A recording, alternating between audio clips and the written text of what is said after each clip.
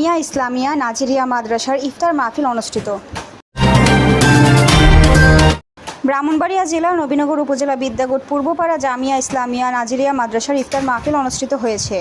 গত 12ই মার্চ রোজ বৃহস্পতিবার মাদ্রাসা প্রাঙ্গণে মনোরম পরিবেশে ইফতার মাহফিল অনুষ্ঠিত হয়। উক্ত ইফতার মাহফিলে প্রধান অতিথি হিসেবে উপস্থিত ছিলেন বিদ্যাগুট ইউনিয়নের আগামী দিনের কাণ্ডারি বিশিষ্ট দানবীর বিএনপি নেতা ও চেয়ারম্যান পদপ্রার্থী জনাব আলতাফ হোসেন বশির। তিনি বলেন, আপনারা যদি আমার পাশে থাকেন, আমি সবাইকে নিয়ে আগামীতে একটি আধুনিক ইউনিয়ন গড়ব, যেখানে কোনো প্রকার দুর্নীতি ও বৈষম্য থাকবে না।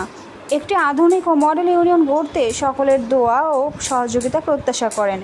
এছাড়া আরও উপস্থিত ছিলেন অত্র মাদ্রাসার মুহতামিম মাওলানা মিজানুর রহমান, মিরকুটা রাশিদিয়া মাদ্রাসার মুহতামিম মাওলানা ফারুক আহমেদ সাহেব, মাওলানা ইউসুফ সাহেব সহ বিদ্যাগুট গ্রামের সকল মসজিদের ইমাম খতিব সাহেবগণ। উক্ত ইফতার মাহফিলে সকল মুসলিম উম্মার শান্তির মোনাজাত করা হয়।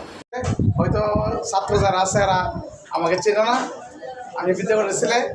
আমি তোমাদের কাছে দোয়া চাই, আল্লাহ যদি রহমত করে আগামী ইউনিয়ন নির্বাচনে আমি প্রার্থী হব। তোমরা দোয়া করবা এবং তোমাদের ফ্যামিলি যারা আছে এরা আমার কথা একটু বলবা।